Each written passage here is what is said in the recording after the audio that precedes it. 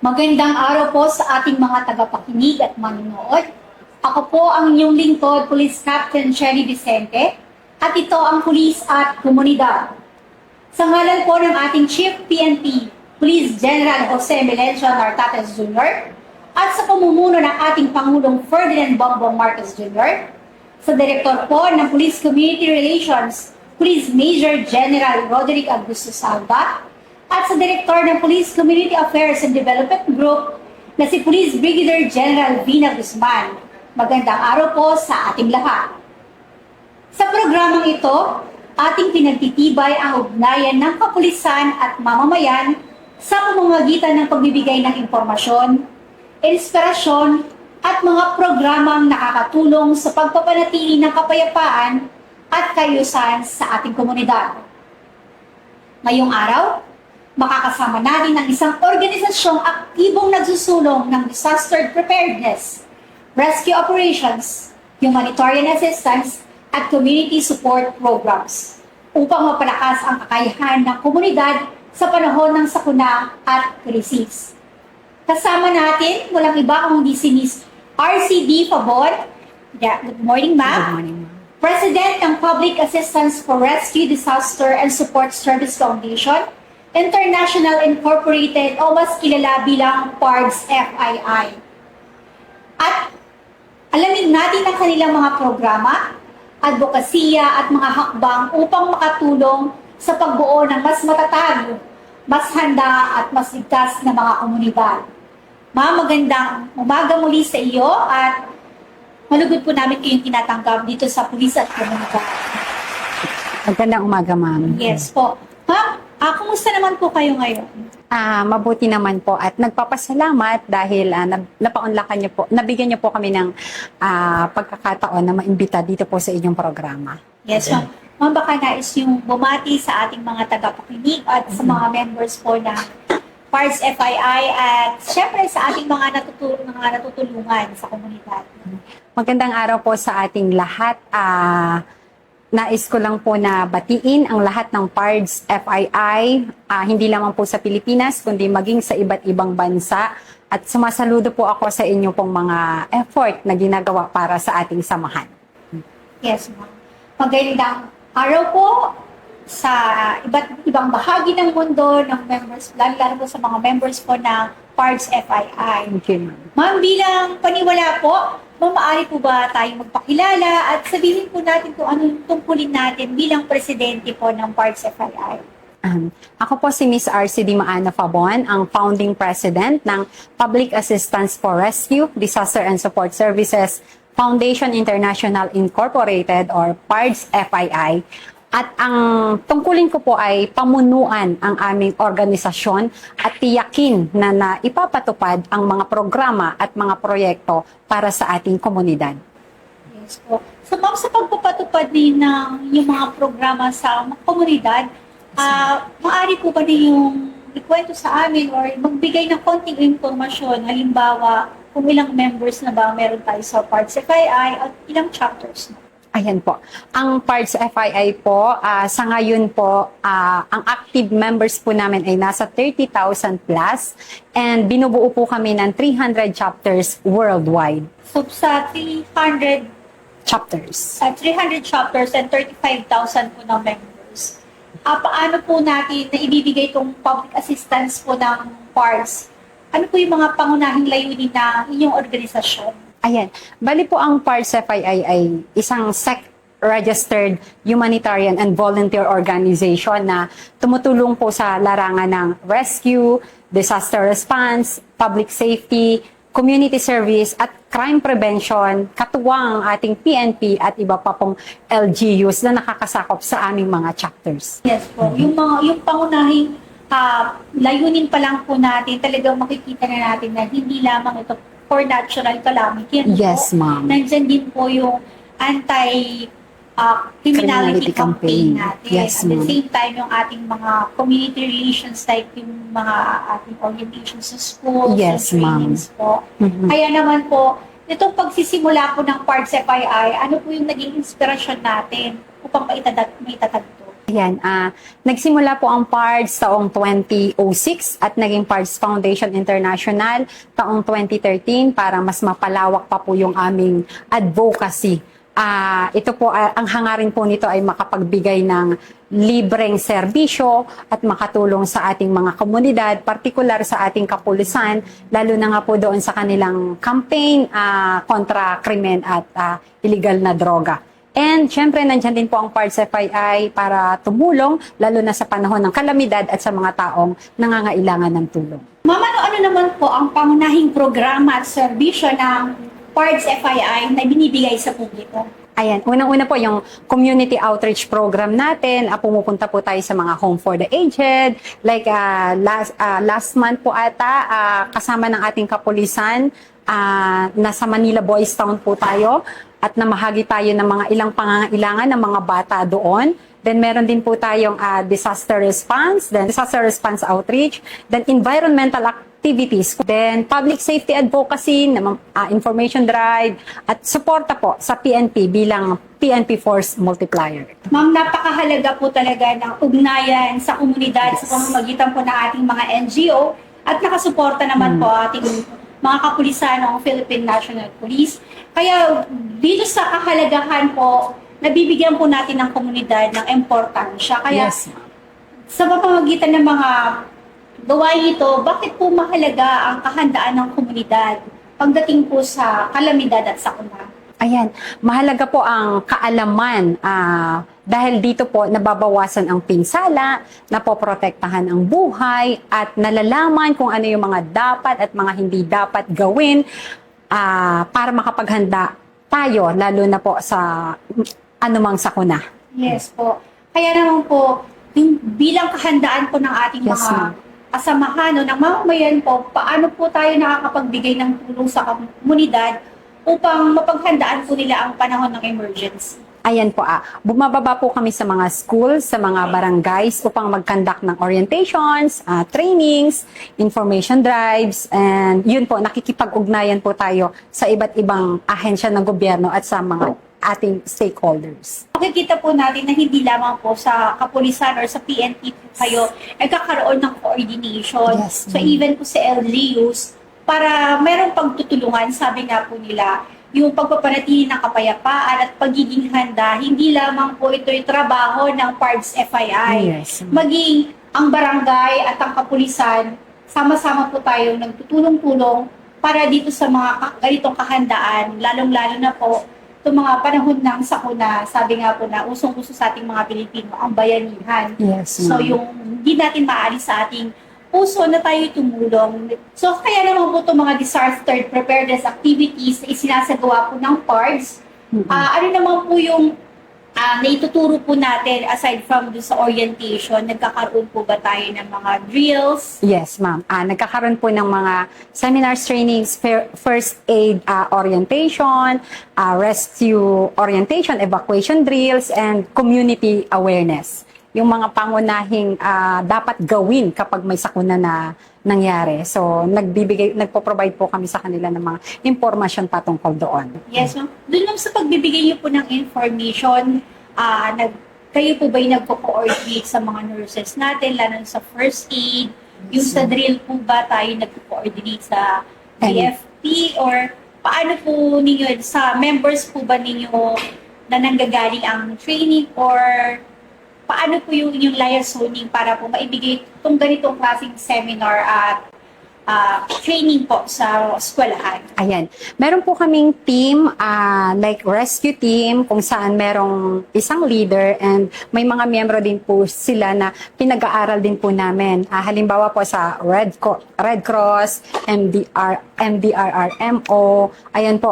And then, kapag nagbibigay po sila ng lecture, lagi din po nilang kasama ang Red Cross, MMDA, kasama din po nila, and then yung ating mga LGUs na nangunguna pagdating sa pagtulong sa ating mga disaster awareness. Yes po. Makikita doon sa iyong pagsasalaysay ngayong araw, makikita po natin ang sistema ng PARDS FII. Yes, ma'am. So, by team po ang inyong ginagawa. Yes, ma'am. So, meron for disaster, meron for anti-criminality. Yes, ma'am. So, napaka-organize po ng PARDS FII. at talagang makikita ang planado kung anong klaseng tulong na bibigay sa komunidad.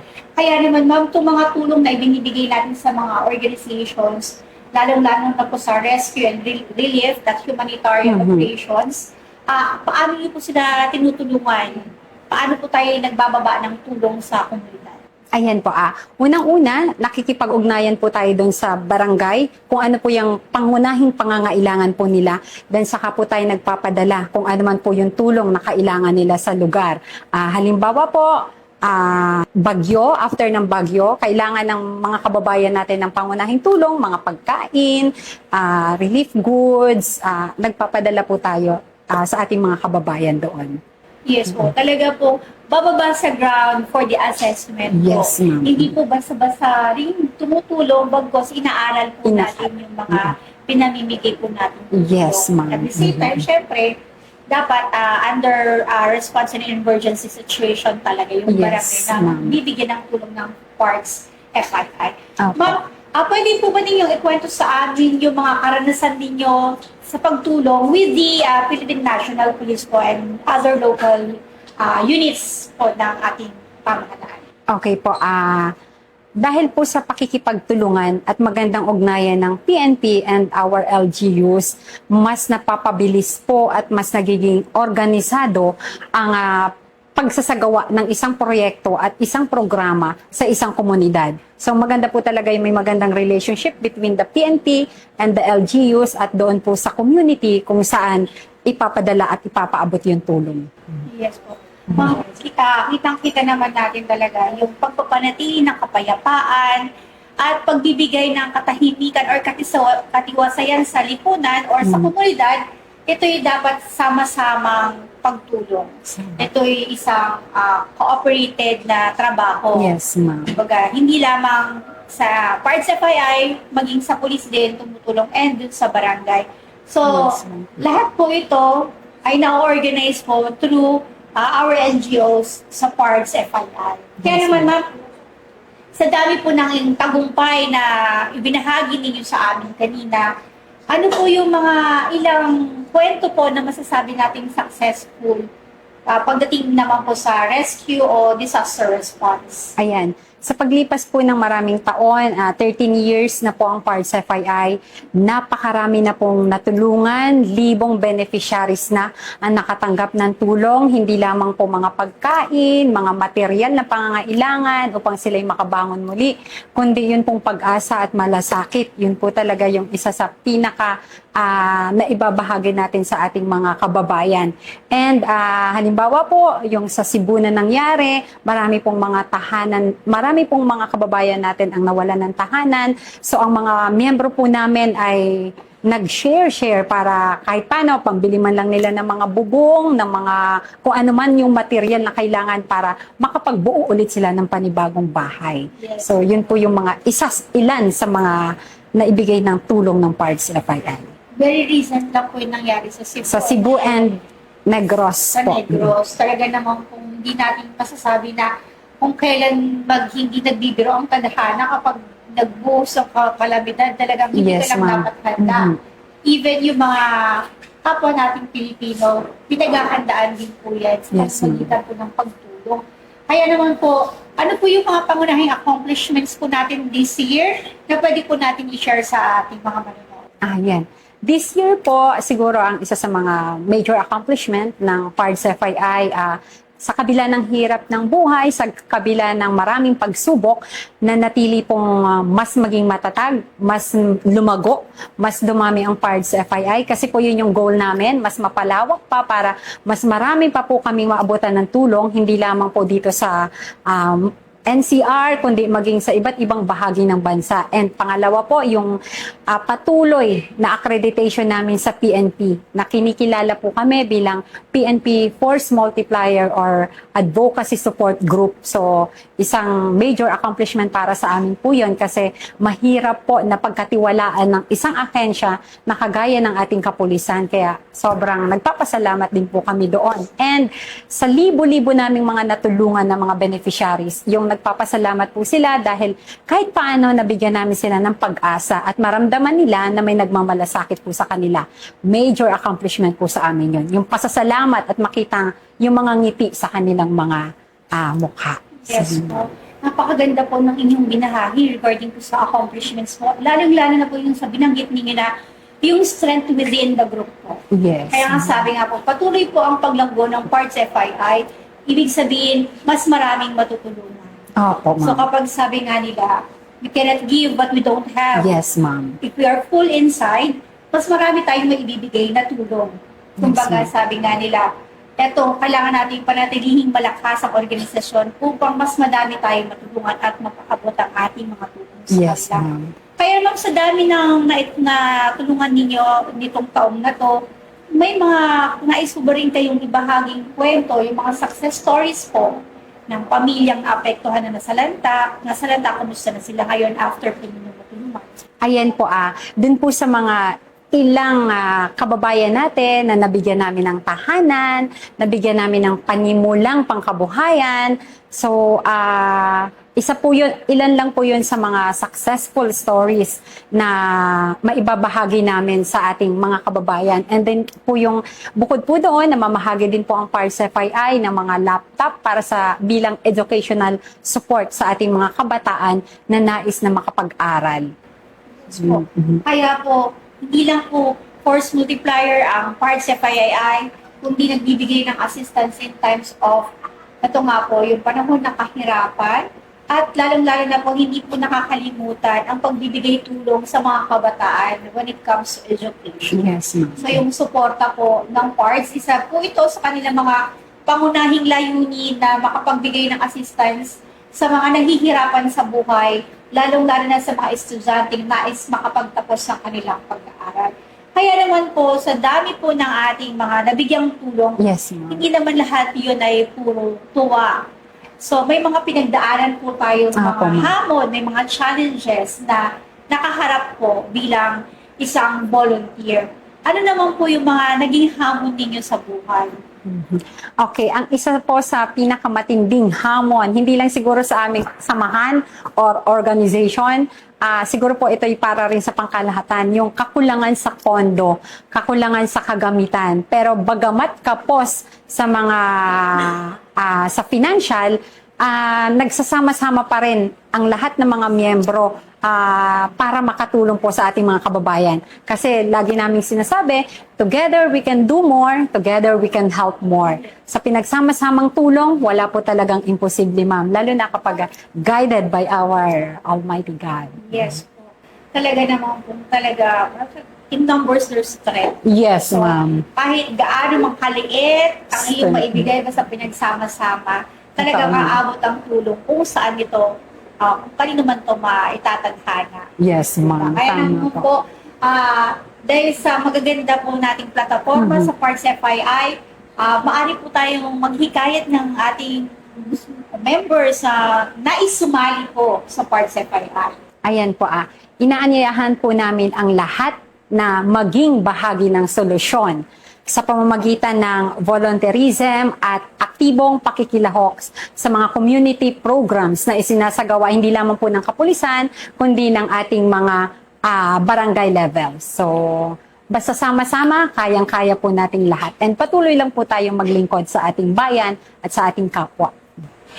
May mga requirement po ba kayo in case na may gusto po maging member po ng Parts FII? May mga proseso po ba tayong dapat pagdaanan para maging member po ng Parts FII? Kung nais niyo pong maging bahagi ng Parts FII, kinakailangan niyo lamang po na magbigay ng kahit paano'y oras para sa ating pagtulong sa iba, and may malinis po na record sa inyo pong community, and talaga pong mula sa puso yung ating pagtulong sa kapwa. So, yun, ma'am. Anyone po ay welcome sa Parts FII basta willing kang tumulong, handang magsakripisyo para sa ating bayan. Yes po. Talaga naman po itong pagsasakripisyo na to, hindi lang naman po yung nag-e-end sa sacrifice. Yes, ma'am. Talagang masaya naman po talaga ang tumulong. Ibang grasya ang binibigay ni Lord kapag tayo nakakatulong sa atin. Yes, ma'am. Kaya naman, ma'am, sa inyong pananaw, paano po natin mapapalakas ang coordination sa community, sa NGOs, sa LGUs, at sa iba't ibang law enforcement agency na itong panahon ng sakuna, lalong-lalo na ito, papasok na po ang panahon ng Yes, tagulan. Okay. Siguro po mas mapapalakas pa natin ang magandang ugnayan between the PNP, LGUs, and other sectors sa pamamagitan po ng regular communication at maayos na pagpaplano at patuloy na trainings and seminars. And ang pinaka-importante din po sa lahat ay yung pagkakaisa ng lahat ng sektor dahil wala naman po tayong ibang layunin kundi ang makatulong sa ating mga kababayan. So yun ma'am, sana po ay patuloy yung magandang communication kasi kapag nawala yung communication, mahirap mag-respond or tumulong sa mga nangangailangan nating kababayan. Yes po. Ma'am, ano naman po ang mga susunod nating proyekto or mga programa para sa publiko na aabangan ng ating publiko? Ayan. Mas marami pa po sanang disaster preparedness trainings, outreach programs, environmental protection or projects like clean up drive, tree planting, at iba pa pong mga community services like yung mga optical mission, medical mission, gift giving, and syempre po yung pagpapalawak din po ng aming chapter para kahit saan man may humingi ng tulong, meron pong PARDS FII na maghahandog nito para sa inyo. Kaya mga bilang pagtatapos, ano po ang nais ninyong ibigay na mensahe sa ating mga kababayan tungkol sa kahalagahan at kahandaan ng pagkakaisa or pagtutulungan po sa panahon ng kalamidad? Ayan, ma'am. Ang kahandaan, pagkakaisa at pagtutulungan ang susi sa ligtas at matatag na komunidad. Sama-sama po tayong maglingkod at mahalin po ang ating kapwa at ipagpatuloy natin ang paglilingkod ng voluntaryo para sa ating bayan. Maraming salamat po. Ma'am, maraming salamat po sa inyong pagpapaunlak sa amin dito sa Pulis at Komunidad. Marami po kaming natutunan at ito pala ang PARDS FII, hindi lang siya force multiplier when it comes to anti-criminality. Nandiyan din po siya para po sa mga panahon ng sakuna o tinatawag natin ng natural calamities. At higit po sa lahat, kami po dito sa PICAG, nagpapasalamat po sa inyong tulong at suporta upang mapagpatuloy po natin ang ugnayan sa komunidad. Maraming salamat po kay Ms. R.C.D. Pabon, President po ng Public Assistance for Rescue, Disaster, and Support Service Foundation International Incorporated sa pagbabahagi ng kanilang mga programa at advokasya na naglalayong mapalakas sa kahandaan at katatagan ng ating mga komunidad. Mga kababayan, pinakita ng ating panauhin na sa panahon ng kalamidad at krisis, ang pagkakaisa, kahandaan, at malasakit sa kapwa ang pinakamahalagang sandata upang malampasan ang anumang pagsubok. Patuloy nating suportahan ang mga programang nagtataguyod ng disaster preparedness, public safety at community resilience. Sama-sama nating maitayo ang mas ligtas at mas matatag na kinabukasan para sa bawat Pilipino. Muli, ako po si Police Captain Cherry Vicente at ito ang inyong programang Pulis at Komunidad. Bagong PNP para sa bagong Pilipinas. Serbisyong mabilis, tapat at mararamdaman.